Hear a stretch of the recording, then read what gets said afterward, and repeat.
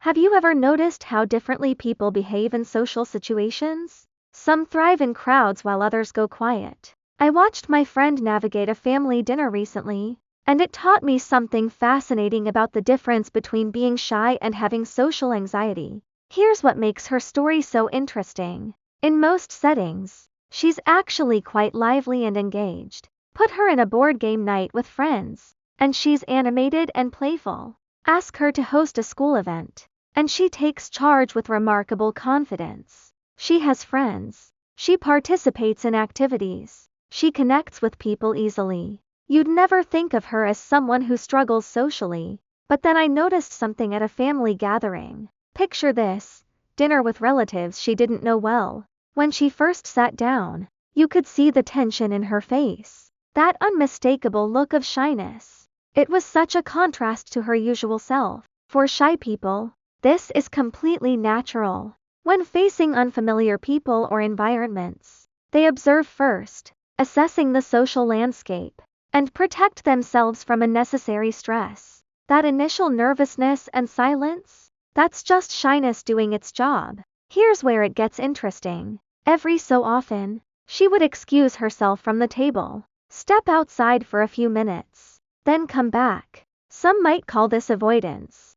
but from a psychological perspective, this is actually a healthy self-regulation strategy. By briefly removing herself from the pressure, she gives her mind a chance to reset and rebalance. And when she returns, she's noticeably more relaxed, more engaged, even initiating conversations with relatives. And this is crucial: her shyness doesn't actually interfere with her everyday social life. She's simply a shy person in certain specific situations. And there's nothing wrong with that. Her shyness is just one aspect of her personality, not a barrier to living a full, socially engaged in life. So what makes the difference between situations where she thrives and situations where she feels shy? It comes down to context. In board games or hosting events, she has a clear role to play. The social expectations are defined. There's a structure to follow. And most importantly, the attention is on the task or activity, not on evaluating her as a person. When the spotlight shifts from who she is to what she's doing, the psychological pressure evaporates. So what separates healthy shyness from social anxiety disorder? The distinction comes down to 3 key factors. First, there's the inner dialogue. When a shy person steps away briefly, they are not attacking themselves. They are just taking a breather. But someone with social anxiety, their minds floods with harsh self-criticism.